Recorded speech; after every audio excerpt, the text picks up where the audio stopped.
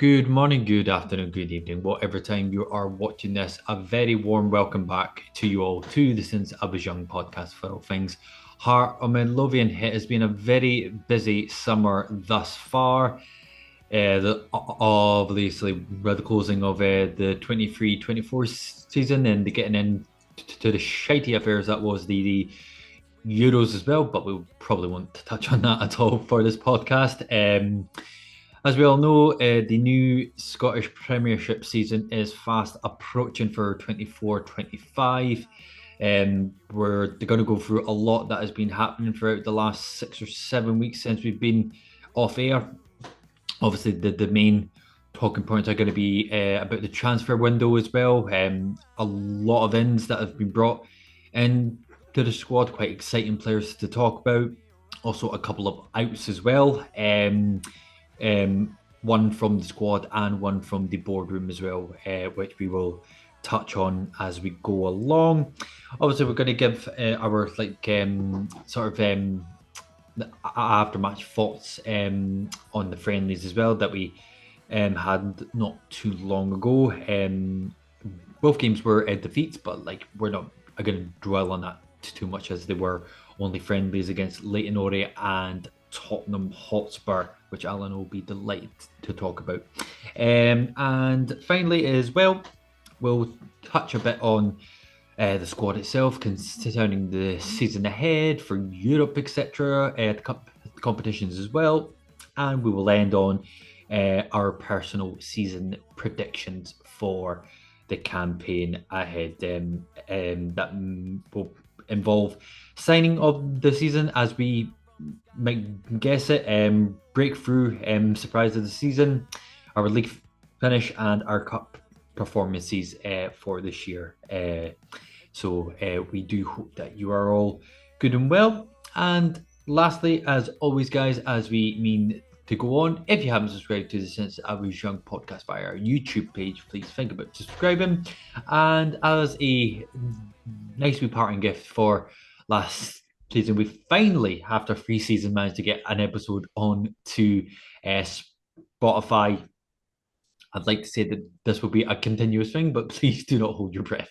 But no, we will try to get it, keep it updated both on the YouTube page and Spotify as much as I possibly can, as it is a new thing for me as well. So they may come out at different times, but rest assured that they will come out on both platforms, whichever is easiest for you. So we do hope that does help. And if you want to get into contact with us via our socials as well, please feel free to do so. That will be in the description and on screen as always, guys. So thank you very much again for watching and welcome back to the new season ahead. So Alan, as I just mentioned there, it's been a good 6 or 7 weeks that have passed. How are things with you first and foremost? Yeah, good mate, good. I had a nice summer holiday. Went away for a week. Well, just over a week. First time I've been away on holiday for a very, very long time. So a bit of sunshine was nice, albeit you can't really tell that I've been on holiday because I could go to the surface of the sun and come back looking like a milk bottle, but that's just me. But aye, it's been nice to switch off. I know the Euros have been going on, but people that listen to this regularly and watch us regularly will know that international football is not really our bag. So yeah, Scotland did their very best to just be Scottish, I suppose. And yeah, but the best thing is that football's not coming home, and that's the number one priority for me. Absolutely, that was always my number one priority as well. I mean, I told you that I spent 3 days in Munich for the opening game.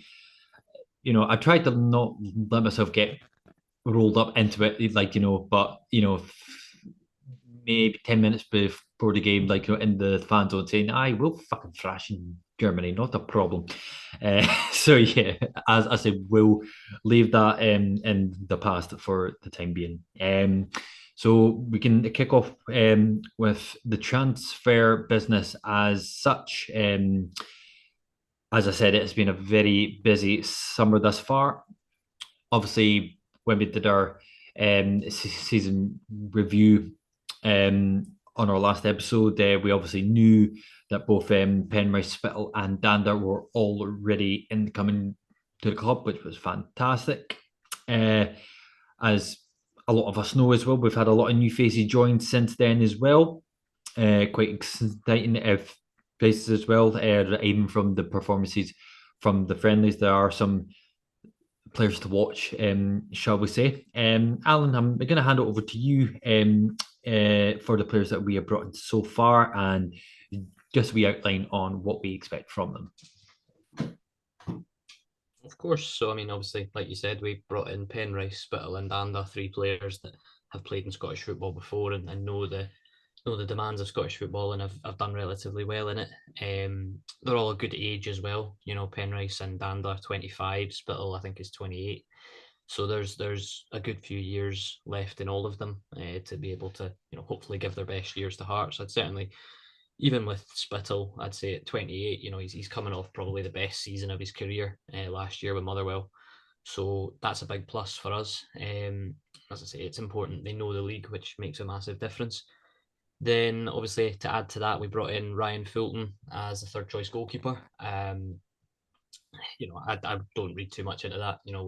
We've sent Harry Stone and Liam McFarlane both out on loan. That's our two sort of young goalkeeping prospects, leaving us really only with Gordon and Xander Clark to fight it out for number one, which I think they will do in pre-season and probably beyond. So Ryan Fulton coming in as a third choice is reasonable. He played the second half against Leyton Orient, and obviously I'll touch on that later on. But yeah, he's another body in the door to fill that role. And then we had, obviously, I'm not doing these in any particular order because there's been that many of them that it's been quite difficult to keep track. But obviously, the club have highlighted it that right back was an area that needed to be addressed. So we've brought in two. We've brought in Daniel Oyegoke on a permanent deal from Brentford. He was ex-Arsenal youth, just didn't quite make the breakthrough there and chose to move to Brentford to try his luck there. But again, went out on loan a couple of times, played out on loan at MK Dons, I think was his most, MK Dons in Bradford was his most recent loan, where he obviously crossed paths with Jamie Walker, obviously ex-Hearts lad, Jamie Walker, who sold the club very well to him apparently. So yeah, he's a right back, come up, got a lot of talent, a former England under-20 international. Certainly looks like the profile of player that Naismith wants to bring in, and we'll see what he can bring. Then obviously the second right back that arrived is Gerald Taylor. Now Gerald Taylor comes in on a loan initially. It's similar to the Vargas deal. Again, another Costa Rican, a wee pal for Vargas in the door, which is always quite nice. I feel like Vargas needs some pals. He's a wee smiley chap. He needs a pal. So Gerald coming in makes a big difference. As I say, it's a loan deal from Deportivo Saprissa, not the same team as Vargas, which is what I initially thought, but one of the rivals of Vargas's previous team. They've apparently played against each other at club level, which I thought was quite fun. But yeah, he comes in on a loan, but I believe it's a similar setup to the Vargas deal, i.e., we have a pre-agreed fee with Deportivo Saprissa, and if the deal is going well and both parties are keen for it to be permanent, then it doesn't seem like that'd be too much of an issue. So yeah, seeing us dip into that Costa Rican market again, hopefully Gerald can have just as much of the impact as Kenny Vargas did. Certainly early signs are very, very positive. Again, another player that looks like he fits that profile of a Naismith type of signing. We also then brought in, and I think this is the last one unless I've missed anybody, Musa came in from Musa Drema has come in from Sevilla B team. Another forward, sort of a right-sided forward, comes in. Bit of a prospect. I think there was a lot of stories, and again, we did some TikToks throughout the summer where we spoke about the new players. So if you haven't seen those, go and watch them because they were a lot of fun and gave me my heart's fix through the summer period, whilst being ridiculously let down by Scotland. But yeah, Musa comes in, and it's a project signing, I think, in that regard. There were some English Championship teams that were interested in him last season, so that's got to carry a little bit of weight to it. He's got to have some ability about him and maybe a bit of potential. Seen him, I watched him against Leyton Orient, and again, I'll dig into that later. But he's had a couple of appearances here and there now, so we'll see what he brings. But I think we can file him sort of very much under the project signing of this particular summer window. Absolutely, Alan, and thank you very much for that. For the details on each player brought in as well. just kind of dip in to the outs as well, because obviously we obviously know of two, like sort of like one being a player and one being a board level already taking their leave. It was also announced like quite early on in the transfer window that Stephen Naismith told both of Natty Atkinson and Toby Sibic as well that they're welcome to go and try and find new clubs. Which like, I think you and me kind of briefly talked about it, where I'm a tiny bit sad that they're being told to leave because like we've always said that we both wanted them to actually work as like squad players at least. And there was a point where, especially like Toby Civic, where he was really starting to come into his own, more so in the latter like sort of days of Robbie Nielsen, and especially since the goal he scored against Hibs as well in the 3-0 win in the cup, where he really started to come into his own.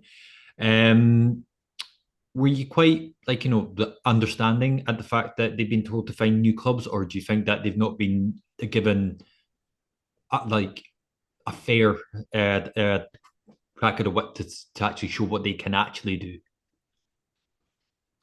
I think it's an interesting one. I think, like I said at the start, with the two right backs coming in, Stephen Naismith has clearly highlighted right back as an area that he wanted to improve. And both Natty and Toby Sibic have played right back previously, so it's kind of writing on the wall for them. But I think with Toby Sibic, and I think it's something that, yeah, you're right. We've spoken about it a few times. I think they're players that the fan base have never really embraced properly.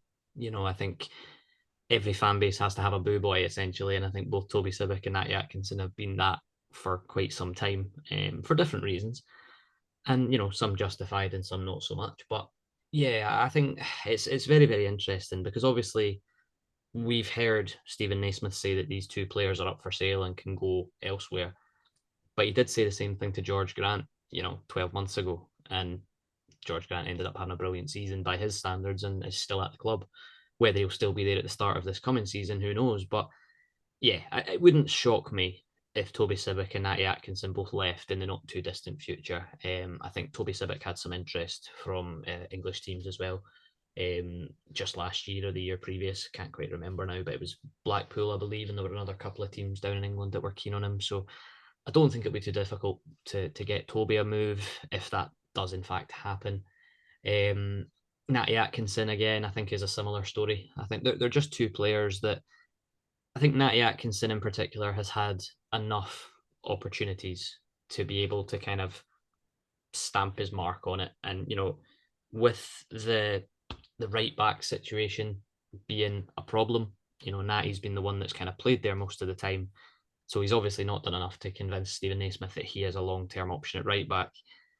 And Natty, a lot of people, as I say, people that listen and watch this will know my thoughts on Natty Atkinson and Toby Sibic. To be fair, I think they're both fantastic players, but they're maybe at a level where we can say, right, we can maybe do better. We need to upgrade certain areas, and like I say, we've brought in two right backs, and I think from brief glimpses of both of them, they do both look pretty good. So I'm not going to judge two players off a pre-season, but they've certainly got a lot of promise about them. Which it'll be a shame, it'll be a shame to see Natty and Toby potentially move on because they're good lads by all accounts. But for the club, if we want to continue to level up, then these are the sorts of players that you do need to be looking to upgrade. They could probably get a game for us. They played some minutes last year, and they weren't bad, but if you want to get better, you have to look at better. And I think that's we spoke about the need to be a bit mythic this season and kind of get after it. And I think looking at sort of Natty Atkinson and Toby Sibic as two players, maybe they just don't fit that. And there might be some other players in the squad that don't fit what Naismith wants them to do, but we'll wait and see. But yeah, it'll be disappointing to see them go because I like them. I like them. They've got two brilliant songs for the stands, so it'll be interesting to see what the ultras come up with for the new boys because they'll certainly need to raise the levels on that front as well. But we'll wait and see. It's transfer business. It always happens. And as I say, just because they've been told they can leave, until it's official that they've left, they're still at Hearts. They're still here. Do you know what I mean? They could Mhm. impress in pre-season, or somebody that's been brought in as an alternative might not be that best, that best option. Because I know Lewis Nielsen coming back from his loan at Partick is one of those players that's maybe pushed Toby Civic down the pecking order a little bit. But then, after pre-season kind of carries on, they might look at Lewis Nielsen and go, he's not ready to be a squad player for us. Maybe we do need to keep a Toby Civic, for example. Absolutely, Alan. As you said, like like unless clubs that had to come in for them and are serious about taking them off our hands, like it is still all to play for in terms of squad places as well. So, as we've said about all the players, we'll just have to see what happens. In terms of confirmed outs, obviously, about 2 or 3 days ago, our new kind of Mr. Dark Horse consistency, if you will. Our first choice left back, Alex Cochrane, was sold to Birmingham City for a reported fee of 1.3 million. I believe it was you that said, Alan, all those years ago, I believe we picked him up for about 300-400 grand or something like that. So if that was the case, I would say that's not bad business, especially if he was coming in to the last year of his contract as well. So I would say all round, if you look at it like in a black and white, I would say that's not a bad sort of like a profit that Hearts have made. Um, just before we talk about Cochrane as well, it was also reported either yesterday or the day before that our sporting director Joe Savage has also left his post. Um, I think I read it was either in the record or something like that, but he said that he can leave with his head held high in terms of where the club was in terms of where he started and where he's actually left it, which, like, I can actually agree to some extent, that from Salvage. So, and I think Hearts have yet still to decide whether or not we're going to get a new sporting director in, or, you know, just like all balls fucking fly for everyone. So, Alan, you could start us off again just with your reaction to when you heard about Cochrane. Um, do you think it was kind of coming? And in terms of the transfer fee as well, I mean, were you quite like sort of satisfied by the fee accepted from our end? Yeah, I think Alex Cochrane has done exactly what a player that comes up from England kind of wants to do. He was at Brighton in the under 21s or whatever it is at that level at Brighton. Wasn't getting the games, that he felt he needed to. So he came up to Hearts on loan and impressed. And then obviously we made it a permanent deal the following season. So yeah, he's then gone on, played for us and done very well, become, like you say, that sort of consistent player. There are some holes in his game, but every player does. There's no complete players at this level. But yeah, he came up to Scotland, made a name for himself, did very well. And yeah, I think he's represented himself very well throughout the whole thing. I was reading about it, there was talks that Naismith had spoken to him this time last year, saying, you know, you've got to pick the right time to make that move. If you make it too early, it's dangerous, but you could also miss out on that if the interest isn't there. Because I think there maybe was some whispers of him potentially going last year, but he was able to stay and kind of stay last year and help us in the league season and obviously Europe, etc. So yeah, I rate Alex Cochrane very highly. I think he's a very, very talented player, and it's certainly someone that I know we spoke about it at the end of the season last year or last season, about Alex Cochrane and the reported interest, and I kind of said at the point that if he was to go, with James Penrice coming in and with other options that we already have, I could see Alex Cochrane going and us being able to cope with his absence, which I kind of still feel like, but at the same time, I feel like if we're sort of looking for a proper sort of left back, like a left wing back option, I think we might still go and get another one. because I know Naismith has spoken about the alternative options with Cochrane going away, effectively being James Penrice, who was signed from Livingston. And I think when that signing was made, people were like, yeah, that's because Cochrane's leaving. So it was very much that's why we've signed him, because it made sense. And Penrice has had, I think he's just coming back from an operation, so he's not featured in pre-season yet. And I'm not sure how far along he is. But then you're looking at the other options being Stephen Kingsley, obviously, who was a left back previously, but has kind of made himself that left-sided centre back a bit more now. Kai Rolls has also been shout as a alternative left back, but I don't know whether he's got the consistency and ability to play there regularly. So I think I could see a world where we don't go out and replace Alex Cochrane like for like, but I could also very easily see a world where we do. So it wouldn't shock me whichever way the club chose to go on that. In terms of the fee that they got for him, it's there are fans that say, "Oh, we should have held out and got more money for him because he was an asset, etc., etc." It's a player that was in the last year of his contract, and due to family circumstances, he wanted to go back down the road. And if we've managed to pocket, say, £1 million in profit, that's not a bad thing. We might be due Brighton some if they put a wee sell on clause in there or whatever, but we're still coming out with it, out from it with a significant profit, which is kind of what you hope to do with these sorts of players. As I say, you bring them up from England. I mean, we've done it this season with Daniel Oyegoki. There's a player that we brought up from Brentford for six figures. Who's to say 3 years down the line, he might be one that goes for millions. But that's the model that you have to try and develop and work with. And yeah, I'm sad to see Alex Cochrane go because he was a very, very good player for Hearts, and he certainly got what it meant to play for Hearts. He loved winding up the Hibs supporters on derby days, which is just a huge element of it as well. So yeah, but he's gone to Birmingham, which I think is a good move for him. I know there's some people out there that say he could have moved higher up, but I think Birmingham will be one of the favourites to get promoted from English League One into the Championship, and then if he does well at that level, he could end up in the Premier League one day. Who knows? And it's nice to see him sort of go and speak very highly of Hearts when he left as well, because he clearly enjoyed his time here, and it meant a lot to him. I think there were some whispers that he wasn't actually wanting to leave right now, but it's been a family sort of circumstances decision. He's got a young or a newborn on the way, a baby on the way. So yeah, I think that's kind of forced their hand a little bit because they're a young family and they want to move down to be closer to family down south, which makes complete sense. But yeah, I wish him all the best, and I think he'll go on and have a very, very good career. Taking that, Alan, absolutely. I think at some point during the new season, we will start to notice his absence as well. Like just that the kind of racing fucking massive like a figure that he is on the left side of the park. But yeah, absolutely, as you said, all the very best to Alex Cochran and his family. As I said as well, just a wee like sort of touch on Savage before we talk about the squad itself.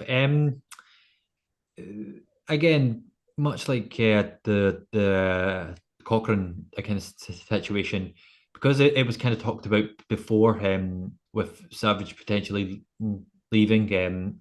Obviously, it was all that talk when Shanklin was potentially going out to Rangers, and then there was also talk of also Savage going to Rangers as well. It has been said from his words apparently that he just wants to take a bit of time out.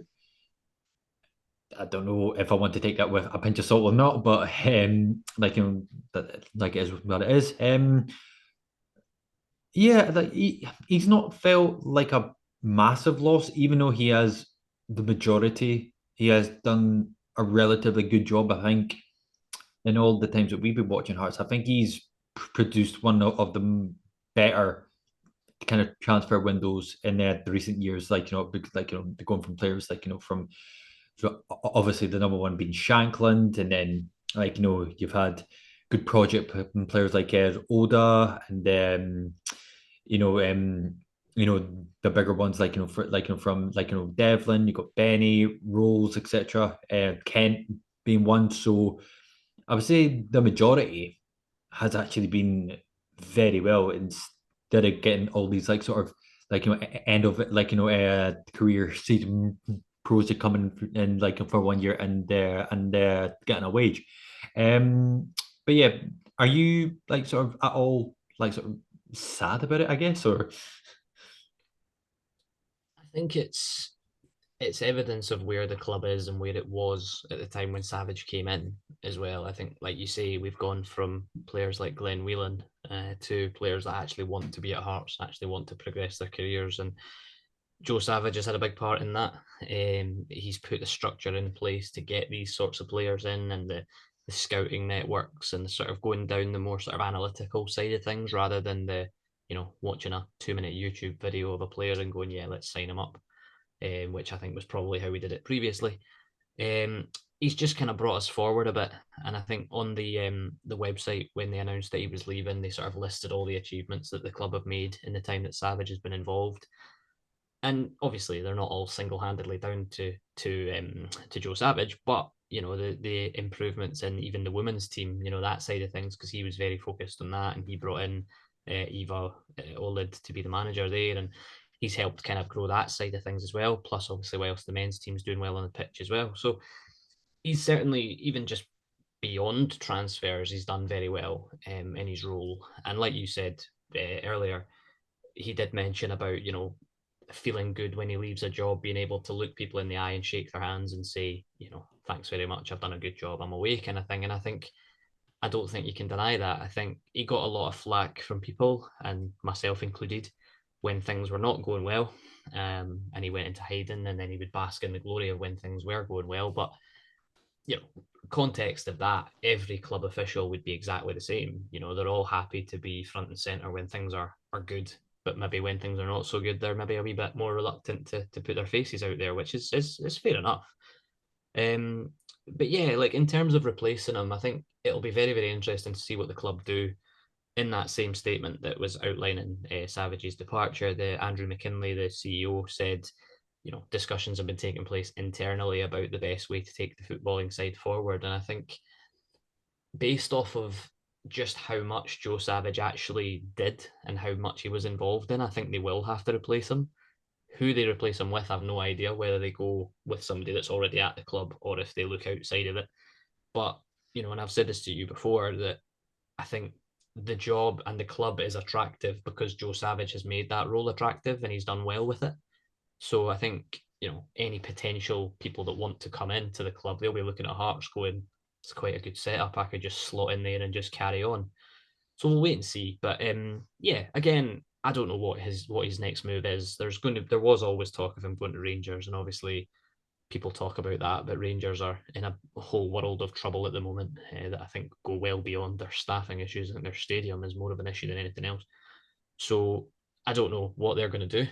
But if Joe Savage ends up at Rangers, you know what? Fair play to him. I'm not going to, wish him ill or whatever. I think he's been at Hearts, and again, similar to Cochrane, he's come in, done a job, and put the club in a better place. So fair play to him for that. absolutely, Alan. And as we've said, after every session we talk about, we just have to wait and see what happens regarding the sporting director situation. Just before we go on to the friendlies that we played both against Leyton Orient and Tottenham, just in terms of where we are at just now, obviously we talked about all the transfers we brought in, with Corkland leaving, Savage leaving, etc.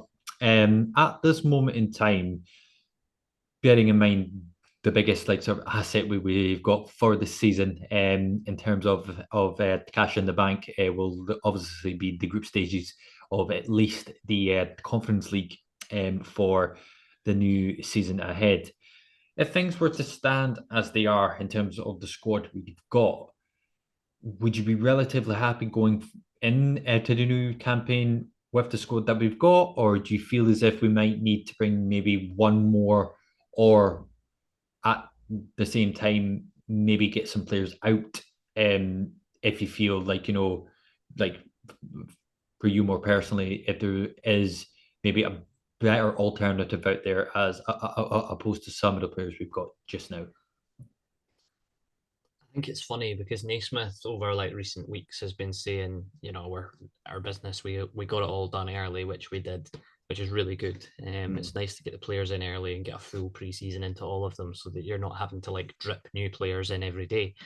But then he then comes out not too long ago and says, "Oh well, we might look at somebody else." But I like the idea of the only way that we will go back into the transfer window is if there's a player out there that becomes available that we simply cannot say no to, or a player that becomes available that we go, you are an improvement on what we already have. So why wouldn't we try and bring them in? I think for me, from my point of view, I think the squad is in a really good place. I think it is on the large side. So there are some positions where there's probably one or two players that we could allow to move on without really having much of an impact. Like I said earlier about Toby Sibic and Natty Atkinson, I think those two players have been listed as players that can leave because we've already got players that can play their positions. So it's not a huge loss. There's other roles in the team that are similar to that. You look at like the attacking midfield position now, for example, you've got Danda, you've got Liam Boyce coming back from injury, you've got George Grant that can play there, you've even got like a Finlay Pollock that could play there, albeit is a young guy that's not really had a chance to make that breakthrough yet. But there are positions in the team that I'm not saying we're bloated in terms of numbers, but you could move one on. You could say to George Grant, look, we're happy for you to stay, but if you want to go, or if there's an offer out there, you can go. I don't think we will personally, but it'll be interesting. And I think that for me is the thing. I think the one position in the team that is not so much a concern for me, but I think Benny's position, nobody, and I've said this so many times on these, nobody does the job that Benny does in that midfield as good as Benny does it. We've got players that can do it, but nobody does it like Benny. And I think Naismith has listed Macaulay Tate as a player that can be rotated in and out with Benny. And I think there's an element of truth to that because I think Tate has got similar attributes in the way he sort of gets around the pitch and his ball recoveries and stuff. But we have to remember Macaulay Tate's a teenager that only just made the breakthrough last year. So, having him as your sort of second choice in that position is a bit of a gamble, no matter how much faith Naismith puts in him. So I do feel like that's an area that we could do with somebody. But again, we do have options. The squad is large though, and I think it's one of those things we have to balance it with the European football being a big factor. We need a bigger squad to be able to cope with the domestic and midweek games. But it's going to be a huge test for Naismith how he manages that team, like that squad of players, because you're going to have to keep everybody happy. And if it comes to January and players aren't getting enough minutes, they will go because they'll go, oh, well, I'm not playing. I don't feel included. Why am I bothering? I can go and play somewhere else. So it's for Naismith to learn how to balance having such a large squad. Like that's my only sort of concern ahead of next season because we saw it last year with Aberdeen. They went out in the summer and spent a fortune on players. And then, we all know how Aberdeen's season went. I'm not saying that's going to happen to us, but you have to be aware of these potential problems that come with having a bigger squad. Yeah, I think just to kind of wrap that off, Alan, I think for me personally, I think the squad itself as it stands, I'm relatively happy with. Like, there is a lot of like potential in these new players as well, especially from the friendly against Tottenham, with Taylor being touted as a bit of a beast, which I love. And I think the only real kind of concern, it was going to come up at some point, but I think my only concern in terms of the squad, because like we've obviously had a lot relying on him throughout the last few seasons. I think if somebody were to come in for Shankland at a time where we're getting to the business end of the transfer window, I think that's where if they've not looked at other options already, that's probably where I would start to be a tiny bit stressed and think, right, if our top goal scorer in like fucking thousands of years is it going to go, where's that kind of leave us in the season ahead? But I think yeah, I think apart from that, I think I would be relatively happy with the squad going in to the new season. So once again, Alan, thank you very much for doing all your research as per and me not. Right, so we can fire into some of the friendlies throughout the last week. And as first of the friendlies was against Leyton Orient, which was a 2-1 defeat, and most recently at home to Tottenham as well, where we got obviously absolutely hammered 5-1, much to Alan's delight, because we all know how much he loves Tottenham Hotspur. I personally never got a chance to see any of the game footage, well, just apart from like the goals scored, etc. Alan, so I'll let you take the lead on these. Just a kind of overall, like sort of like sort of view from what you saw of the two friendlies, like in terms of how we set up, how the new signings like sort of looked. Obviously, we won't go too deep into it because there's only so much that you could take from a friendly game. But just from the two um, games that you saw, what did you take from them both? So yeah, I went to the Leyton Orient game with John. He did the march to the stadium before the game for the 150th celebrations and down the Maroon Mile and all that sort of stuff. Um, Unfortunately, I couldn't make it for that, but he certainly said that it was in good spirits and both sets of fans were there, and it was certainly a nice occasion to be involved in. Obviously, the link between Leyton Orient and Hearts is due to the war connections and sending troops to war and all that sort of stuff. I won't go into a big history lesson. If you want to know about it, you can read about it, and if you're a Hearts fan, you should know about it already. um, but yeah, basically, it was a celebration of both clubs and their involvements, and it was a very very the atmosphere was really nice. Like when I went to the plaza prior to kickoff, both sets of fans were kind of mingling with each other. Leyton Orient brought out a bespoke one time kit that they wore for the game, which was really really cool. It was very very nice to tell you the truth, and I was. I'm not going to say pleasantly surprised, but I kind of had it in my head, an English team coming up, bringing their English fans up, and bear in mind England were still in the Euros at this point. I was half expecting there to be lots of England fans and lots of England flags being flown, but there certainly wasn't. It was a very nice occasion. In terms of the game itself, it was our first pre-season outing. That there was clearly some rust in a lot of the players. I think the biggest one being Craig Halkett. It was nice to see him. Don't get me wrong, but I really don't know, and I hope that at some point we will see the Craig Halkett that we've seen previously, because I love Craig Halkett when he's fully fit and raring to go. But he just looked so far off the pace, and it's obviously, I mean, he's had a lot of injuries over the last little while, but he has been fit for a while. He was fit towards the tail end of last season. So I'm going to put it down to ring rust and say, it's first game back after holidays. I'll give him the benefit of the doubt on that one, because he certainly made a few errors that were, if had it been a competitive game, I would have been very, very annoyed about. Um, but in terms of the new players, they started, Spittle started in midfield, looked good. Just a typical sort of ticking over midfielder, keeping the ball and moving it. Daniel Oyegoki started. Gerald Taylor wasn't involved, but Daniel Oyegoki started at right back. Musa started ahead of him, sort of right wing. They looked good. Daniel Oyegoki, as I said earlier, looks like a big physical, athletic kind of player, but certainly looks tidy with the ball at his feet as well, which is nice to see. Musa, I like him, and I said obviously at the start of this when I was talking about signings and stuff, Musa very much to me feels like a project. We seem to sign a project player every year. Musa appears to be that one this season. He showed some good touches.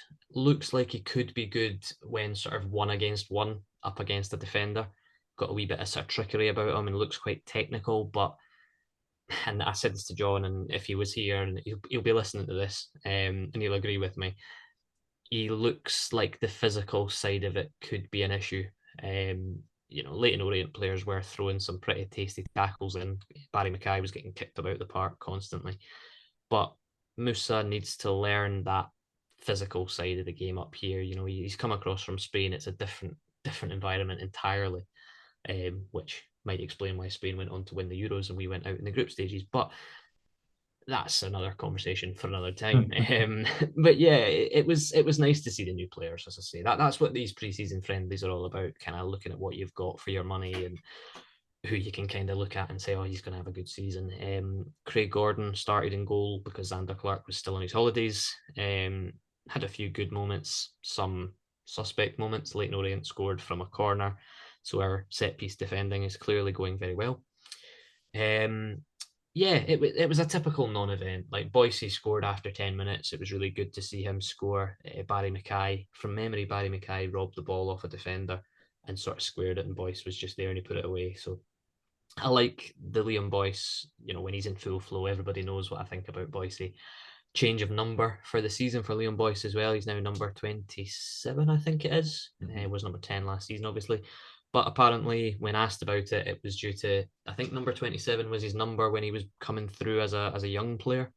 And it's just a number he's always liked. I think he said he had a tattoo of number 27. So he's always wanted it. He did an interview, I think it was with the Heart Standard, and they pointed it out. And he said, James Wilson was in line to get number 27 this season, but Boyce asked him if he could have it, and he said, aye, that's fine. So, Liam Boyce taking the number off a 16-year-old, shocking.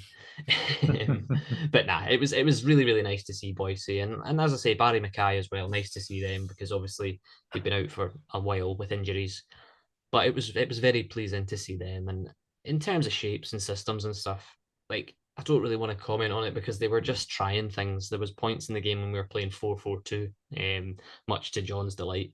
But yeah, we kind of switched it around a lot, and it was just a kickabout really for sort of minutes in the legs. Mm. I will say though, the one thing I will say before I move on, the Leyton Orient fans, as I said at the start that they were very, very good. Even in the stadium, they were brilliant. They were singing, they were backing their players. It felt like a competitive game for them, but it was obviously just a jolly like weekend away for them, which was really nice.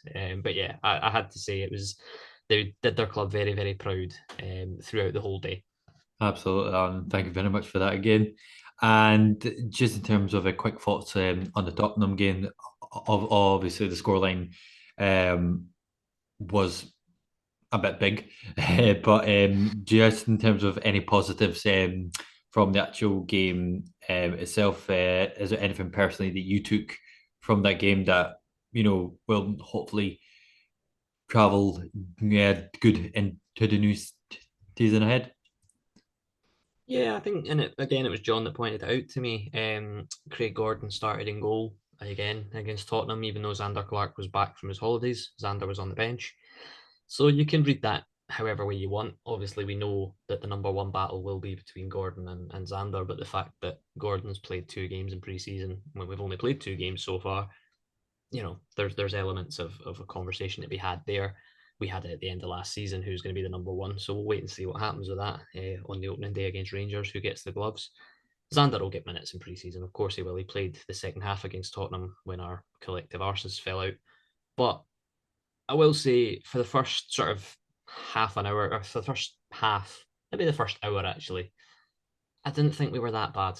I think we matched them quite well. And to be fair to Tottenham, they brought up a much stronger squad than I thought they would. There were a lot more first team players in there than I was expecting to see. So that was quite refreshing in a way. I kind of thought that they might just bring their kids up and sort of show us a bit of disrespect, but they didn't. They actually brought a relatively strong squad up. They had Son, they had Madison, they had Timo Werner as well. Like they had Pedro Porro, the fullback. So they had a lot of senior players in there, which kind of it was quite nice to see, because you don't just want to be playing up against kids and reserve players. But yeah, the highlight for us as supporters, and in fact for our captain, was Gerald Taylor. The right back, the Costa Rican right back, looked very much at home, very comfortable. Very rarely looked like he was out of his depth, which, when you consider the caliber of opposition he was coming up against, albeit in pre-season, is very, very promising. There was a video doing the rounds on YouTube, a 5-minute clip of his individual highlights from pre-season friendly, which I thought was quite funny. But yeah, he was reading the game well. He was getting in the way. There was a moment where a cross came across the box and he got in ahead of the striker and put it out for a corner. He just seems to be a little gem that we might have found, and that's very, very promising. But again, it's only one game of football. I'm not gonna crown him the best right back that we've ever had, but certainly looks to be very solid. That was kind of the highlight for me. Craig Gordon, as I say, made a couple of good saves. Gerald Taylor, again, getting forward, putting a couple of tasty crosses into the box. If Tagawa had his shooting boots on, we might have been winning 2 or 3-0 at half time, and that's not even an exaggeration. But it was just one of those days for Tagawa where nothing was going in, unfortunately. But yeah, it was, like I say, the first hour of the game, the shape looked good. We played some decent football. Tottenham were maybe a wee bit slow, obviously, for them. I think their pre-season's only just started as well. And then we made changes with about half an hour to go, as did they. We brought on teenagers that have played about 5 minutes of professional football. They brought on teenagers that they've signed for £10 million. So that's the gulf in the class and the gap between the quality. And Naismith acknowledged that at the end of the game. The squad options that they have, even the teenagers that they've got, would walk into probably 10 out of 12 teams in Scottish football, in the Scottish Premier League, and Oh, probably one or two of them would get into the Rangers and Celtic team, to be honest with you.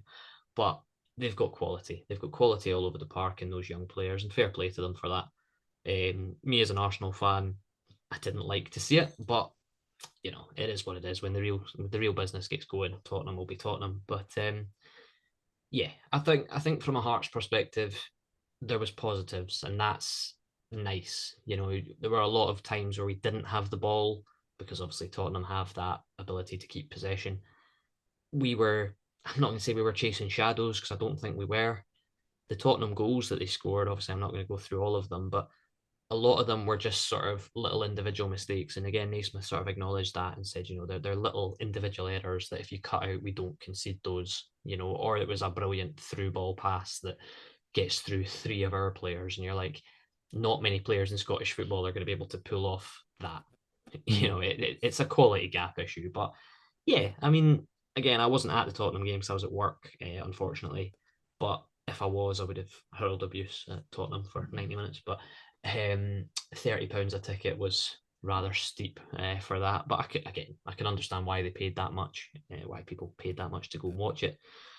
So yeah, it's two defeats from two games, but they'll have learned things from both those games, and that's the main priority for pre-season. I saw a thing that we're going down south this weekend where we're playing against Burnley in a behind closed doors game, and then we've got Fleetwood. I think it's next weekend away. So we'll be playing some closed doors games and things as well. So again, I'm not worried about results because you never worry about results in pre-season, despite people sat round about us at the Leyton Orient game. If they weren't complaining about the seagulls flying about, they were complaining about our players passing sideways and backwards. And I'm thinking, fucking hell, it's only half an hour into pre-season and we're already at it. But yeah, the it's pre-season. What can you say? There's not really a lot of point in going in depth and things. I thought we did well. I thought Danda looked good against Tottenham. I thought Danda looked good against Leyton Orient as well when he came in. His set piece deliveries are going to be very tasty, which is very nice. And just kind of before I pass it back, there was an interview that I think went out today or maybe yesterday, last night. Lawrence Shanklin talking about when he was sitting watching Gerald Taylor and the crosses he was putting into the box. Shanklin was sitting on the edge of his seat. So I'm thinking, that could be a little avenue, Shanklin getting in there and maybe Vargas getting on the end of those crosses should Shanklin remain at Hearts. But it's nice to hear, Shanklin's happy with the business that we've done because you'd like to hope that in some way that might make him go, it's maybe worth staying here another year, even if I do end up leaving for nothing at the end of it. Because we're building something. We're building something. And for him to be the point at the top of that, he'll get goals. We know that. We know Shanklin score goals. And I've not spoken much about Shanklin in this episode because I've kind of tried not to. But the interview that I read last night, it was very, I'm not going to sit here and say Shanklin's basically hinting that he wants to stay, but he was talking about the recruitment that we've done and saying the players that we're bringing in, the likes of Danda, Spittle, they know the league. So you know what you're going to get from them. But when you see an unknown quantity like a Gerald Taylor put in a performance like he did against Tottenham, again, albeit in pre-season, there's very, very positive signs about Hearts at the moment. And that pleases me, but even more so, it pleases the captain, and that is fantastic. absolutely. Could not agree more, sir. Well, thank you very much for that. quick the rundown of the friendlies, Alan, is always appreciated. We're going to move into the last section of the podcast, which is our own season predictions and a new feature as well that hopefully will carry some water as we get into the new campaign. It was actually quite a good idea from Alan that for each episode that we're going to do, and we're going to switch up backwards and forth between Alan and myself, that whoever we are going to play that week, we're going to ask a question on that team. In terms of like, it could be about anything. It could be about their squad. It could be about a particular player, manager, history, and if we don't manage to get it on the spot, we will put it out onto the Twitter page for all you guys to answer, as long as you're answering honestly, please, because we do want to make this work. So yeah, we'll fire that on at the end of this. So our season prediction have broken down into four categories, which are as follows: signing of the season, breakthrough slash surprise of the season, finishing league position, and cup performances. If you don't mind, Alan, I would like to rattle through mine because I've already got my answers here. I think the signing of the season was between two. It was one of, I added them literally just after the Tottenham game, so it was between Taylor and also Danda. And I'm probably going to stick with my original pick, which is probably going to be Danda. He just looks quality as fuck, no? He just looks like a fucking good player. Even if I hadn't, seen him play beforehand, he's added to the list of just another handsome fucking bastard, no? But yeah, I reckon my gut is probably going to go with Danda for signing of the season. In terms of breakthrough, I'm probably going to go with Macaulay Tate. He started to show signs of promise last season. I kind of had that thought at the start of last season, also with Aiden Denham. But obviously halfway through, he had a few rough games. Like his confidence went down, and then his starting role in the squad was taken away from him. But from what I've seen of Tate in the minutes that he did feature last season, I don't think he's done that much wrong. He's not shy of a tackle. He's not tried to get in like amongst it as well. He's kept it safe, which is good. Like in terms of his overall, playing style. I believe he got an assist last season as well. So I reckon a few good performances on the park, if that is for a full 90 minutes or not.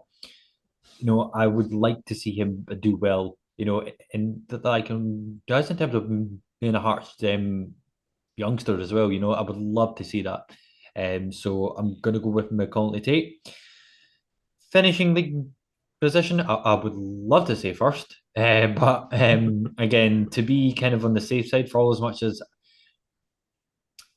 I'm obviously going to go with third, but on the condition that we get a bit closer to either Celtic or Rangers this year. I know that we were 12 points behind Rangers last year. I might be wrong. Yeah. So if we can close that gap a wee bit more, I would probably be happy. But again, as long as we finish above Hibs, then I'm happy. The cup performances, I'm not too particularly bothered which one. However, I would like to reach a final this year. I think in particular the semi-final against Rangers in Scottish Cup final. I think personally, I think that was a massive opportunity wasted. You know, we didn't play particularly well, obviously, but at the same time, I don't even think Rangers played particularly well, and we showed in some parts of the game that we could get at them. We knew where like they were vulnerable, but it just didn't get out of second gear, which, as I said, I thought was a massive opportunity wasted. So I would love to see us reach a final, if that be in the League Cup, fantastic, because I would like to see us win the fucking League Cup at some point as well. So yeah, I think if we reach the final, regardless if we get beat or not, that would be my in terms of the cup performances. So just to wrap that off, second of the season, Danda breakthrough Macaulay Tate, finishing position third, with being closer to the old firm, and a cup performance at least, a final for the season ahead. What about yourself, Alan? So, signing of the season, I had exactly the same two as you, which will come as no surprise to anyone. Of course. I will, just to be different, I'll go with Gerald Taylor, but I Okay. think it'll be Danda. But I'm just Mm-hmm. going to be different and say Gerald Taylor. Of course, yeah. Off the back of, I'm going to hype him up off the back of one performance against Yeah, Tottenham. of course. Um, I mean, I shouldn't though, really, because he's taken my boy Natty's position, so I really shouldn't, but I probably should. There's no allegiances in football, Alan. True, true. Yeah, no, I think you're right to give both of them a massive shout, and it wouldn't shock me if it was Danda. He got the assist for the Shankland goal against Tottenham as well. I didn't mention that. Yeah, but Gerald Taylor for me looks like a little gem, and I think I'm gonna back him as signing of the season if he can develop and adapt to Scottish football, how I hope that he does. Breakthrough of the season for me now, it'll be. I'm going to need to kind of get your thoughts on whether this is a breakthrough or not. I'm going to go Kenny Vargas. Now, I know he was here last year, No, I think you but have a point. Yeah, no. I think can you have I a point. can I give it to him? Can I give it to Yeah, him? I think yeah. No. Why not? I think last year was a kind of a free hit for him, like yeah. in terms of not knowing the actual game, getting adapted, to the physical side of the actual game. Yeah, Yeah. no. I think I can to give you that. So yeah, my two players have got a bit of a Costa Rican vibe about them. Like it. I think Kenny Vargas, obviously last year, I think he got 8 or 9 goals in all competitions last Yeah. season. So I think he'll be shooting for double figures this season, and I don't see any reason why he can't get them, based off of the players that we've brought into the team to play around the forwards. Mm-hmm. Um, I'd love to see Oda as a breakthrough as well. I hope he gets some more minutes, and I hope he does well with it because I really like Oda. I rate him very highly, and I know lots of people will be very disappointed if I don't give him a shout for breakthrough of the season. But I think Kenny Vargas for me will be breakthrough of the season. Um, Finishing league position, I've said it for the last however many episodes of this that we've done when we've done our predictions for each season. I've said third place, um, by at least 5 points. But I think this year is going to be difficult because the balance in the European football and trying to sort of balance that with the early domestic fixtures. You know, we're in Europe until at least Christmas, whether it be Europa or Conference League. So we're going to be playing midweek and weekend from now till, well, from the start of the season till Christmas. So it'll be dependent on how we manage that. I don't want to see the domestic, form fall off or whatever because that's important. Um, if we are within 5 points of third place at Christmas time, even if we're fourth, similar to last season, if we're slightly off the pace in the first half of the season, once Europe's out of the way, we should have enough to motor to third place again. But it'll be a challenge and we'll have to manage that, in terms of how we kind of navigate the challenges of European football. But I'm still going to go for third place finish. After all that, I'm going to go for third place. If we finished fourth, but only narrowly missed out on third place, I don't think I'd be too sad about that either. But obviously, you want third because you want to be able to then build and continue to be third consistently. So my prediction is third place narrowly. I think as well last season we obviously set a points total record for us for a while. That's going to be very difficult to replicate for next season as well. But again, I hope that we do. I think we've got all the tools to be able to do it. The squad for me looks somewhat stronger than last year, just with the new additions. So yeah, I'm going third place, but let's wait and see at Christmas time. I might revisit at Christmas time when we do one of these. And sorry, I just completely forgot that we had another category. Cup performances. To quote Graham from a previous end of season podcast that we did, we're winning the lot, lads. We're winning the lot. Fair. Scottish and League Cup, double in the bag. Get the open top bus parade on Gorgie Road right now. Fair enough, man. Fair enough. Have to aim high. I'm with you. Let's just win the fucking League Cup, please. Let's just win the League Cup. I'm getting fed up with not winning it. Can we just win the fucking League Cup? Can we get to a cup final having not needed to play one of Celtic or Rangers at some point? Like, just which we probably will anyway. So, fucking guaranteed. First round we'll get one of them. Well, thank you very much for that, Alan. Fantastic. So, just to wrap things off for this episode, Alan. So, as we just said, we have a question of the episode, and we will continue to do so thus forth. It'll be my turn next time. So please, this will be a Tottenham-based question since they were the last team that we played. So Alan, please fire away so that I do not get the answer, of course. Well, I mean, if you do, you do. If you don't, you don't. I'll put it up on the socials regardless. But yeah, we'll wait and see. So basically, it's a simple one this week because obviously it's the first time that we've done one of these, and let's try and make it run. James Maddison of Tottenham Hotspur spent time on loan at a Scottish Premier League club earlier in his career. Can you name that Scottish Premier League club? Fucking where? Fucking where? I had no idea. Tell you, 2017 maybe. 2017. So okay. He was at Norwich. He was at Norwich at the time, from 2016 to 2018. So I'm giving you a time frame here.